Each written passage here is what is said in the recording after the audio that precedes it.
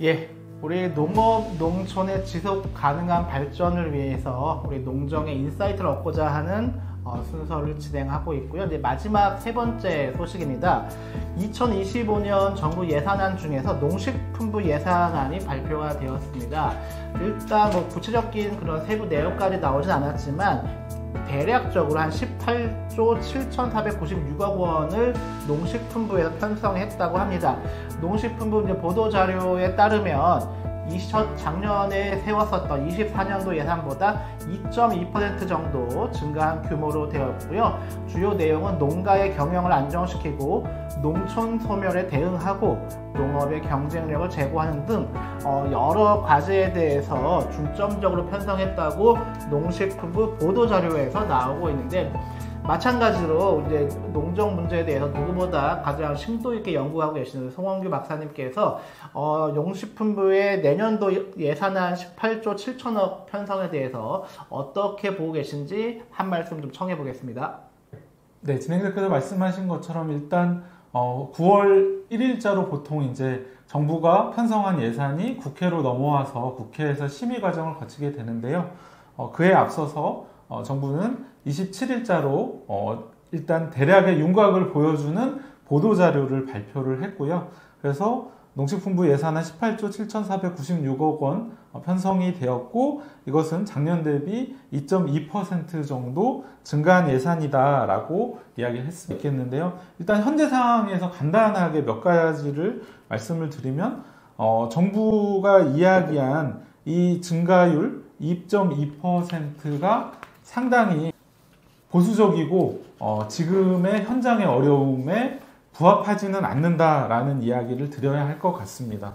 보통 최근의 증가율을 농식품부 예산을 기준으로 말씀드리면 2020년도에는 7.6%, 2021년에는 3.2%, 2022년에는 3.6%, 뭐 이런 식으로 2.2%보다는 최근 계속 높았습니다. 증가율이. 그런데 2.2%는 상당히 좀 소극적인 예산이라고 보여지고요. 지금 뭐 경제가 어려워서 뭐 논란이 많지 않습니까? 긴축을 하는 게 적절하냐, 민생을 위해 정부가 더 재정 대책을 수립해야 되지 않느냐, 이런 논의들이 있는데, 일단 현장의 어려움을 생각하면 이것은 상당히 아쉬움이 많은 예산액이라고 볼 수 있습니다.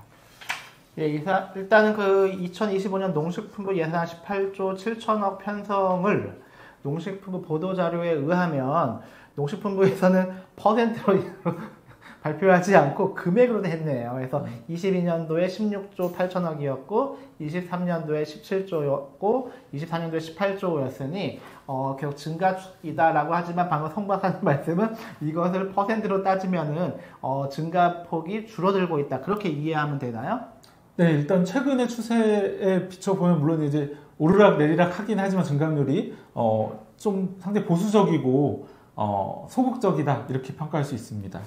네, 지금 2025년 농식품부 예산안 내용을 보면 뭐 여러 가지 내용인데, 제가 이제 우선 그 도시민의 입장에서 눈에 띄는 게 농촌 소멸 대응과 공간 재생이 두 번째 항목으로 좀 잡혀 있네요.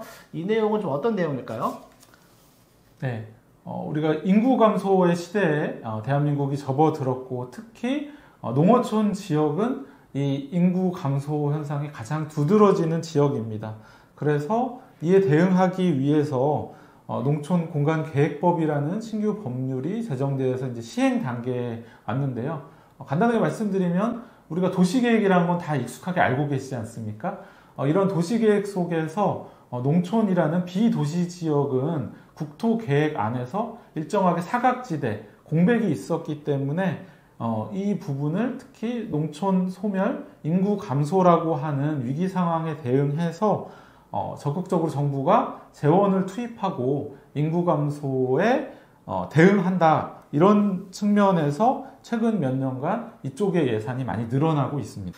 예, 신규 세부 사업 내용 한 10개 사업이 나온 거 있는데, 이 중에서 가장 눈에 띄는 게 개식용 농장주 전업 폐업 지원인데, 이 예산이 가장 커요. 다른 것보다도 뭐 농촌 생활인구 인구 유입이나 무슨 뭐 기후 정보 플랫폼 구축이나 이런 거보다 압도적으로 높게 개식용 농장주 전업 폐업 지원인데, 갑자기 우리 김건희 여사님 생각이 떠오르면서 아니 농식품부에서 왜 개 식용과 관련돼서 식용 종식과 관련돼서 이렇게 예산을 크게 쓰는지 모르겠는데 이거에 대해서는 어떻게 좀 볼 수 있을까요?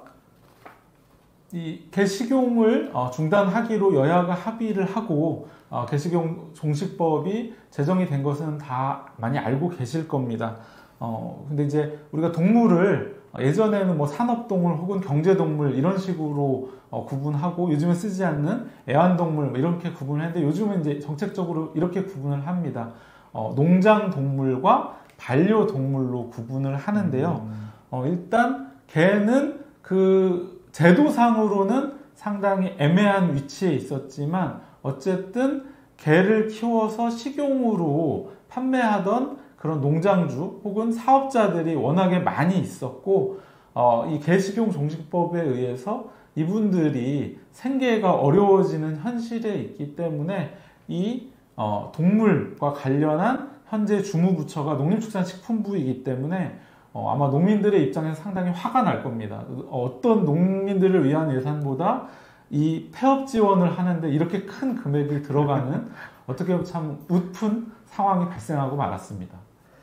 예, 너무 예산이 압도적으로 많아서 제가 이건 눈에 확 들어옵니다. 개 식용 농장주 전업 폐업 지원이 신규 세부 사업 10개 사업 중에 압도적으로 많습니다. 이렇게 전체 예산의 절반 이상이 여기에 쏠려 있어요. 이거는 거의 뭐 우리 각 정당과 정치인 여러분들께서 이 부분은 좀 여사님이 너무 떠오르기 때문에 좀 집중해서 좀 보시면 어떨까 싶고요.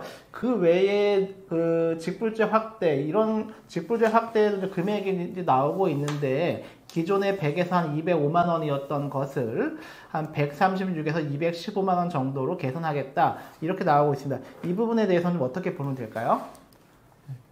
윤석열 대통령의 농정 공약 중 가장 대표 공약이 임기 내에 직불금을 5조 원으로 상향하겠다는 것입니다. 이제 윤석열 대통령이 당선되던 시점을 기준으로 하면 약 2조 6천억 정도가 직불금 예산이었습니다. 그것을 거의 2배 가까이 5년 임기 내에 늘리겠다라고 하는 것이었는데요. 임기 안에 5조면 상향을 하려면 그래도 연간 6천억 이상 증액을 해가는 그러한 이제 과정이 있었어야 되는데 너무나 그에 미치지 못했었거든요. 그런데 일단 현재까지는 긍정적인 게 이번에는 직불금 예산을 나름대로 상당히 늘렸다라고 하는 부분에서 이 부분은 긍정적으로 볼 수 있습니다. 예, 잘 모르시는 우리 시청자들을 위해서 지금 농업 직불제가 왜 도입이 되었고 지금 어떻게 운영이 되고 있는지 좀 설명해 주시면 도움이 될 것 같습니다.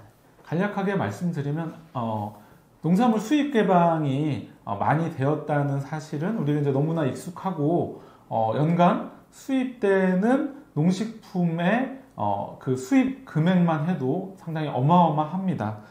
이제 수입 개방이 될 때 국제적으로 세계 무역기구라고 하는 국제기구의 협약을 통해서 우리가 개방을 하게 되었는데요.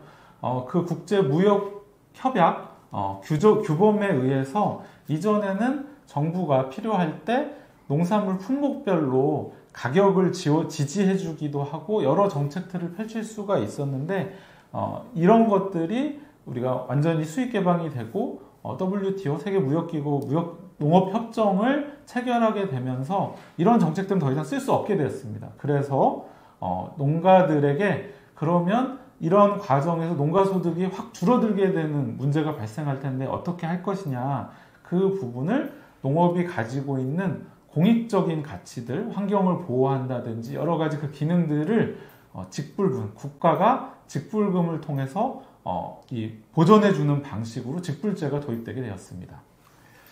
예, 또 하나 눈에 띄는 대목이 2025년도 정부 양곡 비축 물량을 45만 톤을 유지하는 한편 해외 원조 물량을 기존 10만 톤에서 15만 톤으로 확대해서 예산으로도 한 800억 정도를 추가한다 이런 내용이 있는데 이 해외 원조 물량 아까도 우리가 이제 쌀값 안정에 대해서 이야기했는데 이 부분을 지난 그 민주당 정부에서도 그렇게 좀 했었던 것처럼 가까이에 있는 북한에 이 부분을 좀 지원하면 서로 좋지 않을까요? 어떻게 보십니까?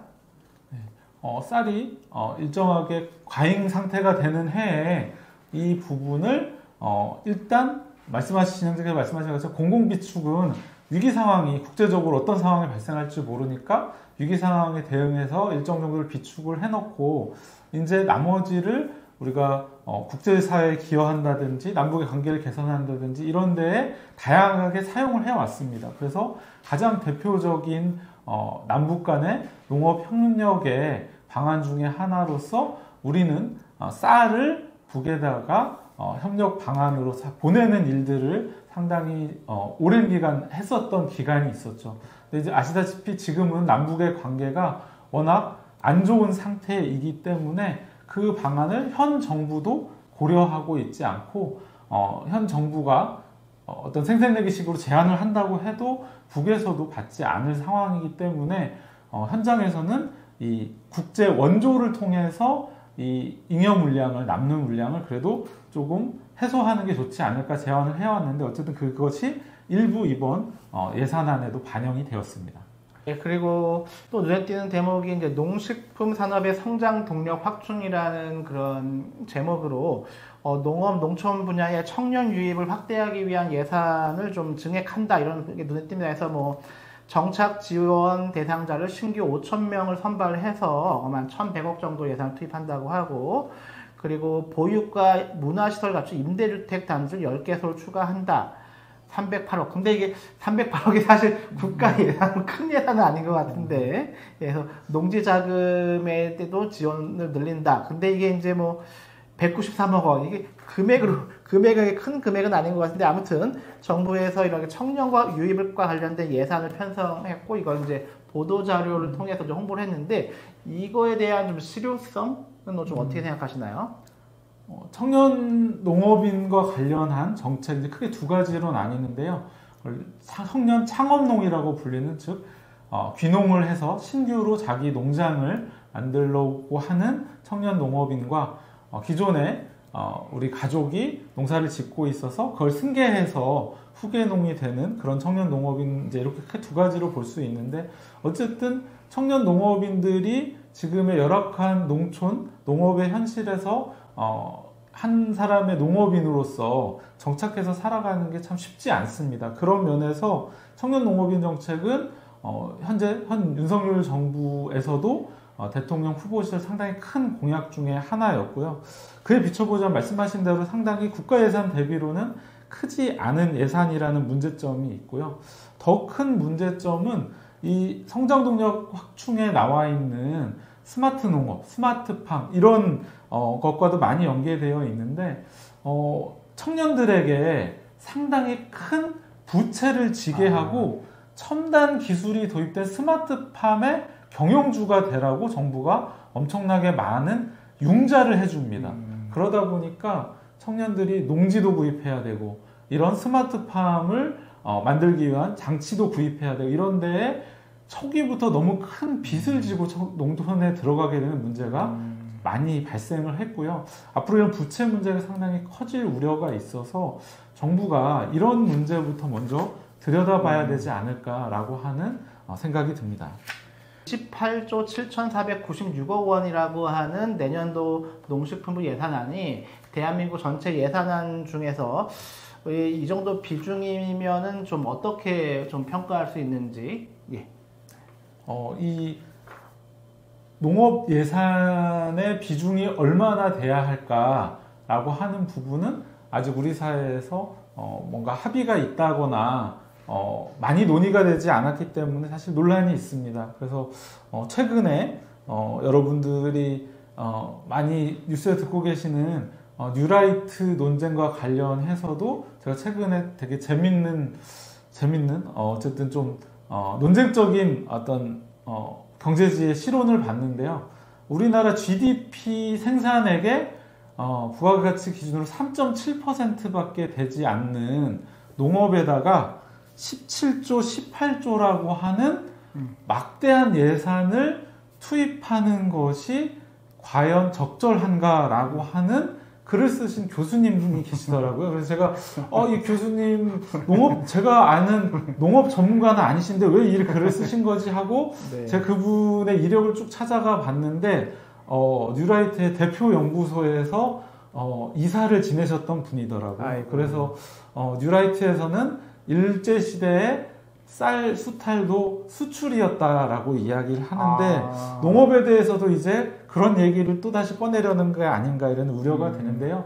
어쨌든 농업 예산에 대해서 현장의 요구는 농업은 식량 안보, 기후위기 시대에 우리 국민들, 우리 미래 세대의 먹거리를 보장한다는 측면에서 우리가 많은 투자와 대책이 필요한 부분이라는 생각이 듭니다. 그런 면에서 우리가 앞으로도 계속 논의해 가겠지만 국가 전체 예산에서 5% 정도가 농림수산식품 분야의 예산 비중이 되어야 한다. 그리고 오늘 우리가 얘기 나눴던 농식품부 예산의 비중이 국가 전체 예산에서 4% 정도는 되어야 한다라고 하는 그러한 요구들이 많이 있습니다. 이런 부분에 비춰보자면 현재 정부의 예산 규모 비중은 매우 미흡하다 이렇게 말씀드릴 수 있겠습니다.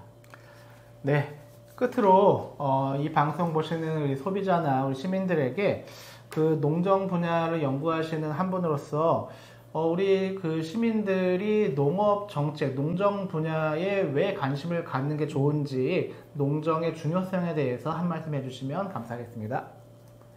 최근 기후위기에 대한 문제가 그리고 대응하는 것이 전 사회적인 관심사가 되어 가고 있습니다. 과거에도 식량 안보를 확보하기 위한 산업으로서 혹은 1차 산업으로서 농업의 중요성에 대해서 많이 강조를 해왔는데 지금 같은 기후위기 시대에는 그 중요성이 더 커지고 있습니다. 그래서 아까 말씀드린 것처럼 많은 선진국들은 훨씬 더 농업을 보호하는 정책들을 강화하고 있고요. 많은 투자를 하겠다는 정책과 제도를 만들어 가고 있습니다. 이런 부분에서 우리가 식량 자급률, 특히 곡물 자급률이 20%밖에 되지 않는 나머지는 모두 수입에 의존하고 있는 우리나라가 농업에 충분한 예산을 투입하고 그것을 통해서 우리 국민들의 먹거리를 보장하는 것이 바로 농정이다. 그래서 이게 농민들에게 가는 예산이다 라고 생각할 것이 아니라 이것이 우리 시민들의 먹거리를 보장하는 하나의 중요한 정책 예산이다 라고 하는 그런 시각을 앞으로는 같이 많이 논의하고 우리가 시각을 바꾸어가는 그런 과정이 되었으면 좋겠다는 말씀을 드립니다. 예, 방금 그 송원규 박사님 말씀처럼 이런 농정은 곧 우리 소비자들의 먹거리를 보장하는 영역이다라는 점에서 되게 중요한 말씀 잘 들었습니다. 오늘 방송은 여기서까지 마치겠고요. 다음 시간에 또 찾아뵙겠습니다. 감사합니다.